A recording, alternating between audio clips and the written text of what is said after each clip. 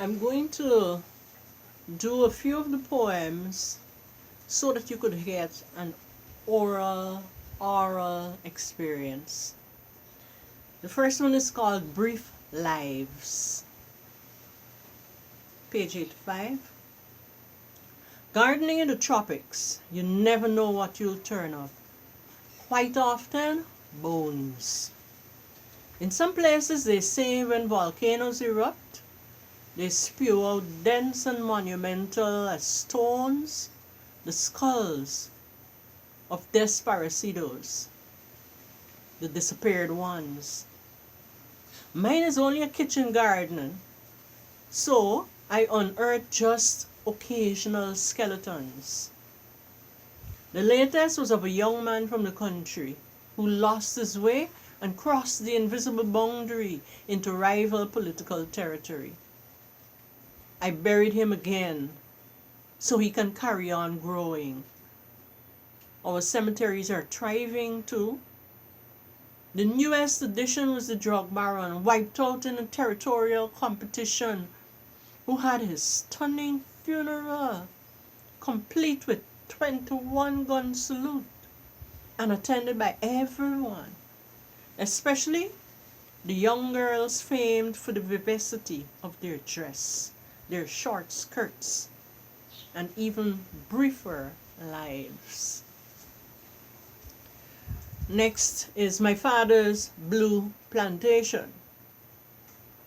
Gardening in the tropics, we revel in hot tropical colors. My father's land was blue. In his prime, his banana plantation came right to our doorstep. We lived deep in this forest of leaves, made blue by the treatment against leaf spot disease, which he humped around the fields in a battered spray pan. On Banana Day, which I think was Wednesday, we went off to school eyeing all the bunches wrapped in blue banana trash, waiting at the roadside for the truck. We fervently prayed ours would find acceptance in the sight of the inspector, for every bunch was earmarked to pay for something. Sometimes it was shoes. We didn't choose those in hot tropical colors, since each child could have only one pair for school and chapel. And we were taught only black or white would find favor in his sight. But all this was ages ago. We children fled the blue for northern light, where we buy up all the shoes in sight. My closet is filled, finally, with a rainbow of shoes in hot tropical colors, which look marvelous against the snow. My father's house, I'm told, is visible from all directions now. Some crops grow only in young gardens.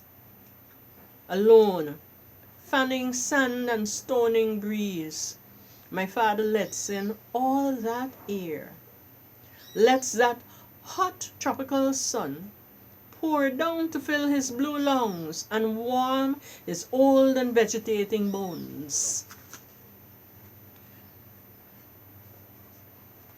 Next poem is titled Finding Your Stone. Gardening in the tropics, you never know what you'll turn up. Yesterday it was bones, today stones. Here's one that might be holy. To test, tie white cotton thread around it. Hold it over a flame. If the thread doesn't burn, you've found it. A power stone. Breathe lightly on it to confirm. You see it sweating? Even the gods perspire. Take your pair home and feed it. The heart gets weak if the spirit is kept too dry.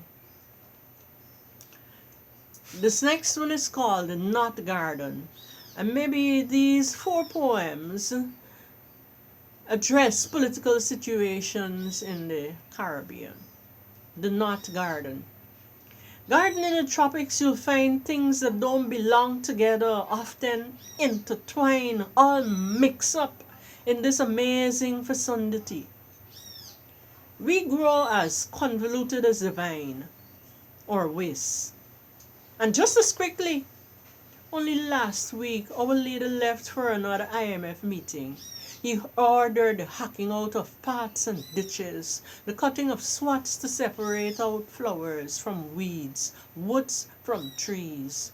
But somebody, as usual, didn't get it right.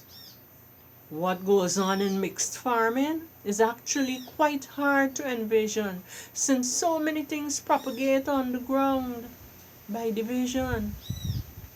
Returning, our leader finds instead of neat trench and barricade separating species, higglers and drug barons moving into the more salubrious climes, while daughters of gentry are crossing lines to sleep with ghetto boys with gold teeth and pockets full of dollars derived from songs on the hit parade.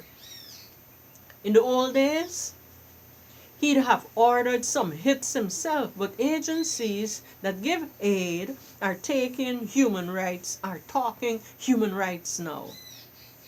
Instead, something more subtle, like poisoned flower or raging tenement fires, is allowed to spread. While citizens are dying, our leader is flying again, off to another IMF meeting in the presidential jet, high above this dense tropical jungle. Meanwhile, the fertilized soil, nothing like fire to do it. It bursts into new and twisted growth of such profusion by the time he returns, it proves too impenetrable for landing. Avoiding confusion, our leader travels on, searching for unencumbered skies over the Cayman Islands or Liechtenstein or Geneva. All right. Now those addressed Caribbean politics. And I'll read just two more for you that probably address the theme of love, or maybe wider than that. It's about women's issues. This one is called Tropical Love, and it's on page 100. Gardening in the tropics, you hear poetry in some unexpected places. Sitting on my veranda last night, I overheard two people passing by. The woman said, "You don't bring me flowers anymore, or anything for the children."